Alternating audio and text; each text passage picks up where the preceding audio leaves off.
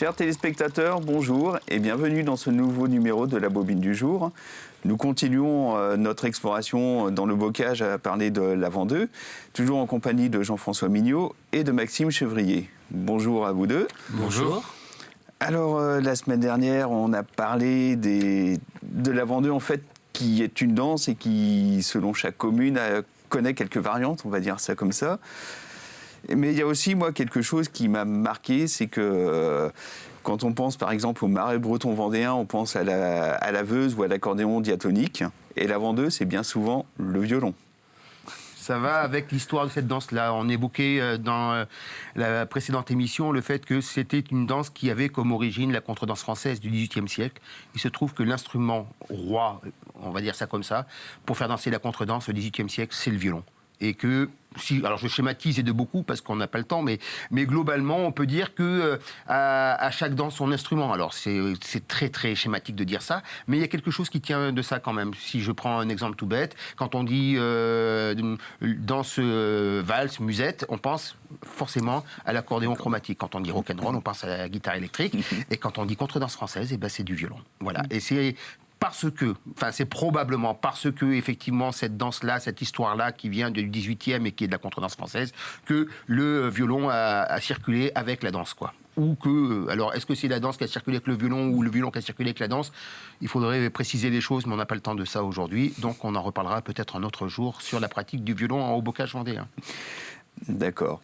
Et du coup, aujourd'hui, vous continuez toujours votre travail de collectage, d'archivage de tout ce qui a été collecté, de transcription, tout ça? Alors, ce qui est important aujourd'hui, c'est de sauver les archives et d'en découvrir. Alors, je ne suis pas sûr qu'on puisse faire... tout dépend ce sur quoi on collecte, mais qu'on puisse aujourd'hui être en mesure de collecter des formes anciennes de pratique. Quand je dis ancienne, c'est datant de la période d'entre-deux-guerres, par exemple. En revanche, il y a énormément de documents qui ont été réalisés. Et aujourd'hui, ce qui est important, c'est que ces archives soient sauvées, soient consultables, soient accessibles. Ça, c'est la première chose. Et puis, on peut aussi collecter sur les survivances de cette pratique. Bon, il y a encore peu de temps, dans tous les mariages, dans toutes les noces, y compris les gens qui ne connaissaient pas les façons anciennes ou plus anciennes, en tout cas, de danser, on dansait la vendeuse. Parfois, avec des orchestres qui n'utilisaient pas le violon, mais plutôt les instruments à la mode pour faire danser de l'époque. C'est-à-dire le synthé, par exemple. Moi, j'ai eu l'occasion de collecter des moments d'avant-deux lors de mariages joués au synthé, où l'avant-deux était devenu une danse dépourvue de la richesse de pas ou de forme de parcours qui pouvait exister antérieurement, mais en revanche, c'était devenu une danse d'animation. Mais elle fait quand même partie de la tradition, tout comme une danse de la brioche, on va dire. Oui, alors ça dépend de quelle tradition on parle, mais si c'est la tradition du bal de noces, par exemple, oui, s'il y a tradition de bal de noces, j'en sais rien, faudrait l'étudier, mais si ça existe, effectivement, elle fait partie de cette pratique-là, en tous les cas, comme la danse de la brioche aujourd'hui. D'une maraîchine dans le marais breton. Comme la maraîchine dans le marais, etc., où on ne peut pas faire un bal de noces sans faire forcément une maraîchine dans le marais et une vendeuse dans le bocage, quoi. Et c'est pareil pour perdurer cette tradition de la vendeuse. Il y a aussi des bals traditionnels, des bals folk, comme on dit. Donc ça, vous en animez, vous, Maxime, vous en animez. Moi, j'en anime beaucoup avec Arba des Tornes. Alors, en Vendée, un peu. En France, beaucoup plus. Et à l'étranger, pas mal aussi. Faut savoir qu'aujourd'hui, la pratique de la vendeuse ne s'est pas cantonnée aux communes du Haut-Bocage ou du Bocage de Sévrien.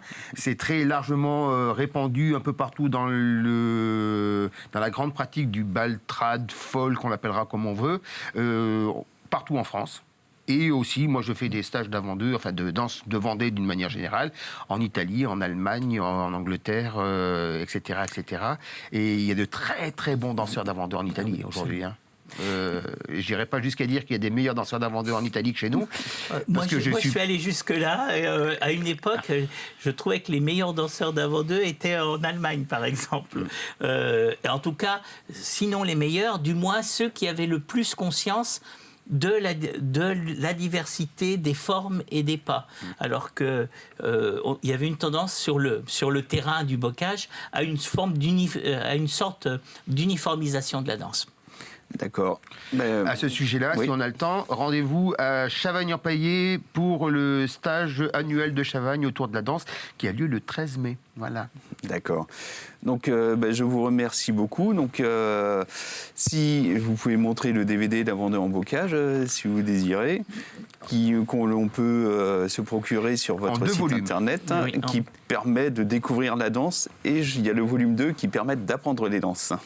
Oui, sinon de les apprendre, en tout cas, de rencontrer chacune des formes qui ont pu être collectées. Voilà. D'accord. Je vous remercie beaucoup. Et chers téléspectateurs, vous retrouverez la semaine prochaine un nouveau numéro de la Bobine du jour.